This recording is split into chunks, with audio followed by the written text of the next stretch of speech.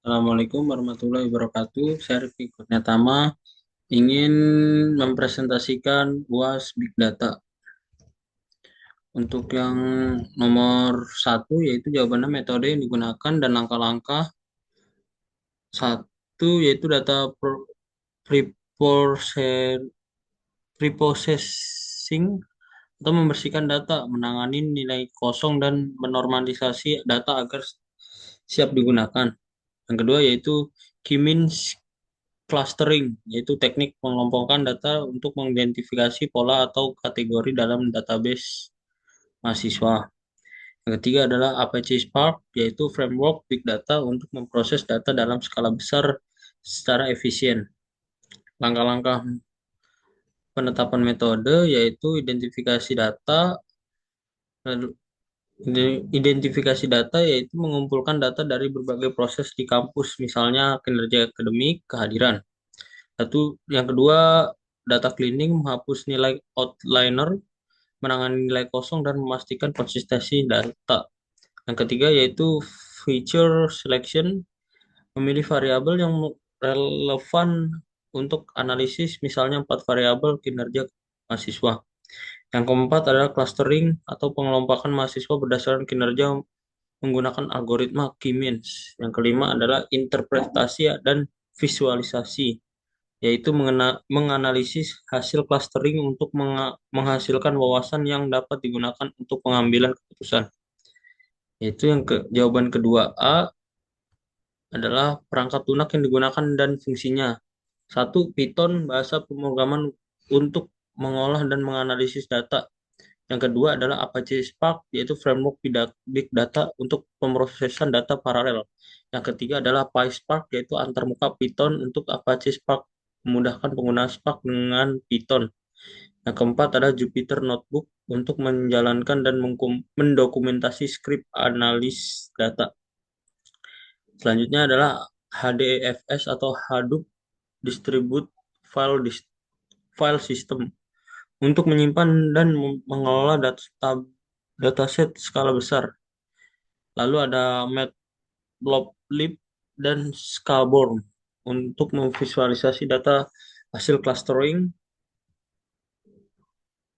Perangkat lunak ini mendukung analisis big data dengan mengelola data besar secara efisien atau Apache Spark yang menyederhanakan pengolahan kode Jupyter Notebook dan menyimpan data distribusi atau HDFS. Lalu yang ketiga adalah metode data processing, data cleaning, menghapus duplikasi, mengisi nilai kosong dan rata-rata, median atau strategis lain. Yang kedua adalah normalisasi, mengubah data dalam rentan tertentu untuk memastikan distribusi data seragam. Yang ketiga adalah future engineer, yaitu membuat variabel baru atau memilih variabel yang lama relevan. Yang keempat adalah scaling, menormalkan nilai numerik agar skala setiap variabel seragam. Yang kelima adalah dimensional reduction, yaitu mengurangi dimensi data jika jumlah variabel terlalu banyak menggunakan metode seperti PCA.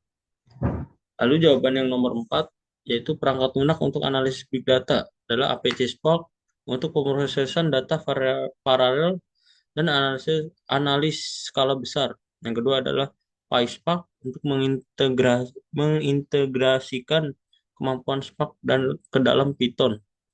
Yang ketiga adalah Python digunakan untuk scripting dan analisis selanjutnya.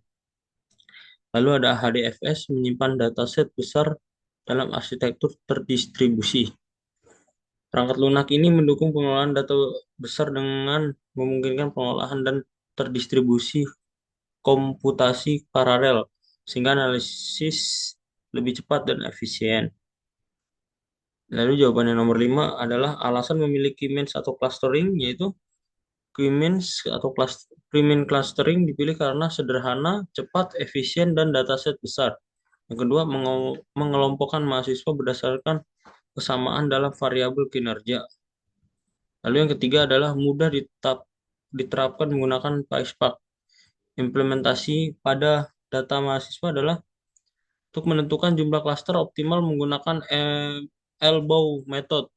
Yang kelima, menjalankan algoritma untuk mengelompokkan data mahasiswa ke dalam 5 klaster. Yang keenam adalah menginterpretasikan klaster, misalnya klaster satu sebagai mahasiswa berkinerja terbaik dan klaster 5 sebagai mahasiswa berkinerja terendah. Lalu yang keenam, teknologi tambahan untuk visualisasi atau pengambilan keputusan yaitu ada Tableau atau Power BI untuk membuat dashboard interaktif dan menampilkan hasil clustering. Yang kedua adalah Matplotlib atau Seaborn untuk visualisasi statis hasil clustering dalam bentuk grafik atau diagram. Yang ketiga adalah Grafana untuk memantau dan memvisualisasi berbasis waktu nyata. Penggunaan hasil clustering yaitu meningkatkan pengambilan keputusan. Satu, identifikasi mahasiswa berkinerja rendah untuk diberi perhatian khusus menyusun kebijakan akademik berdasarkan kebutuhan kelompok mahasiswa tertentu.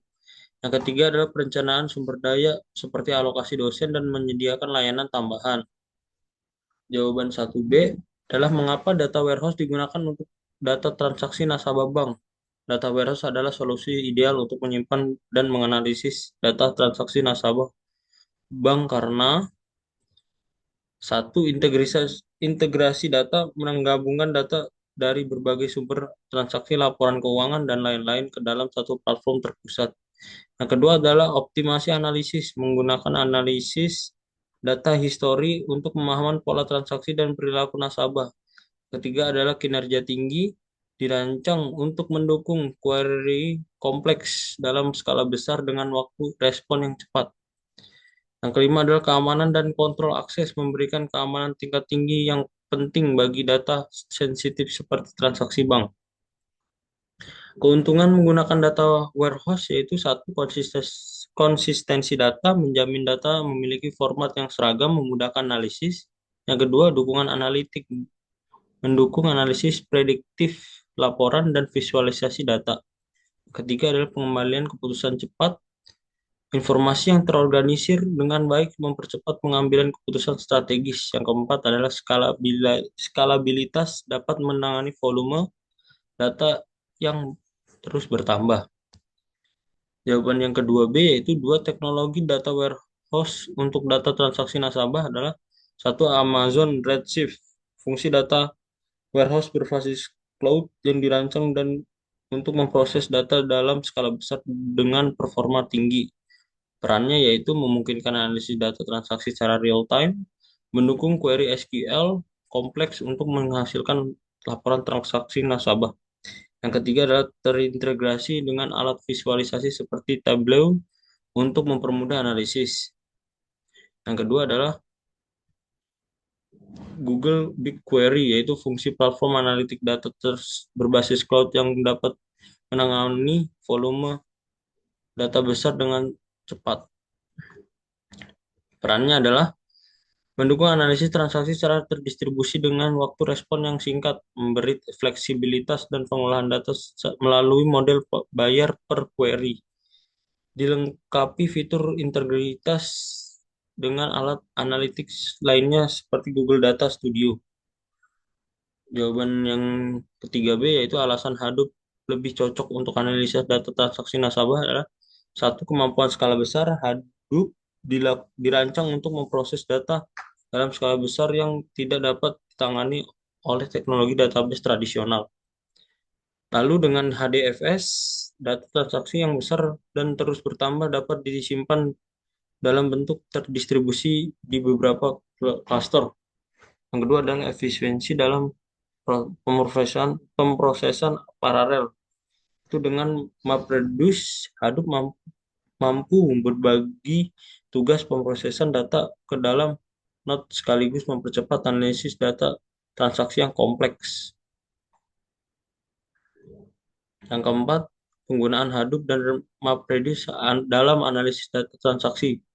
Hadoop atau HDFS menyimpan data transaksi nasabah secara terdistribusi di beberapa klaster mesin, memastikan data dapat aman dan dapat diakses dengan cepat. Hadoop menyediakan framework pemrosesan data skala besar yang mampu menangani ratusan terabit, terabit, hingga petabyte data. Lalu ada MapReduce. Proses map membagi dataset transaksi nasabah menjadi tugas-tugas kecil yang terdistribusi ke berbagai node untuk dihitung. Misalnya, menghitung the total transaksi per bulan. Lalu ada proses reduce menggabungkan hasil dan dari proses map untuk memberikan hasil akhir seperti total jumlah transaksi untuk seluruh nasabah. Lalu manfaat yang dihasilkan adalah satu, kecepatan skalabilitas atau pemrosesan data secara paralel mempercepat analisis data transaksi besar. Yang kedua adalah pengelompokan data memberi wawasan tentang pola transaksi nasabah seperti kebiasaan bulanan dan jenis transaksi yang sering dilakukan. Yang ketiga adalah efisiensi biaya arsitektur Hadoop berbasis open resource. Memungkinkan bank memanfaatkan infrastruktur komoditi hardware untuk mengurangi biaya operasional. Sekian dari saya. Wabillahi taufiq walhidayah. Wassalamualaikum warahmatullahi wabarakatuh.